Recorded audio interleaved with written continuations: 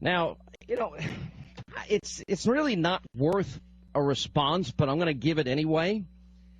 It's, Joe is going to change conservative talk radio. Joe, he was going to retool his show and come back, and he was going to fix conservative talk radio because he doesn't like it.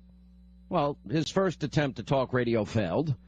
By the way, Joe, you might remember, weren't you up head-to-head against me and Alan Combs?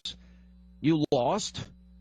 I mean, the problem here is, ever since he cut his political career short, the morning liberal Joe has performed pretty poorly everywhere. And he begged Fox for a job. Fox didn't want him, and he goes over with all his liberal friends over at NBC. And I think his total audience is 400,000.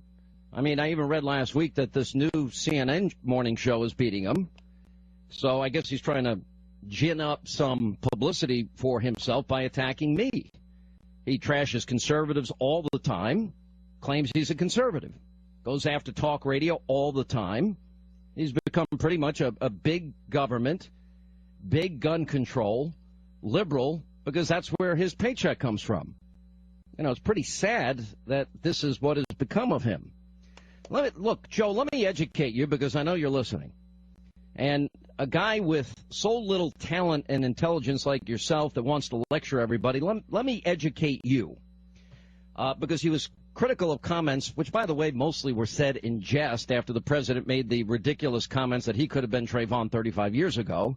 And the president, who had a sister soldier moment, but he was clinging to his radicalism, as I predicted he would. And those were the context of those remarks. But, Joe, drug use in a criminal case, any criminal case, is relevant. If somebody has drugs in their system at the time, that could be an issue. That's why it's relevant. The president was kind of comparing himself to Trayvon. It could have been him 35 years ago. Why do you think, Joe, that they do toxicology reports? And I know you need headlines. I know you're looking to get audience, and I know you think by attacking me it's going to work. It's not. And I know that you've got all your friends in the media. The problem is, Joe, they use you. I mean, they quote you all the time. I mean, the few people that watch your show, the liberal media, I guess, loves it. You're the only fair conservative in the country, Joe.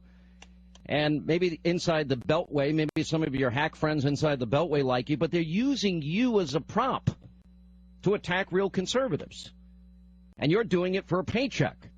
And I know you think you're a genius, but I hate to burst your bubble. You're not.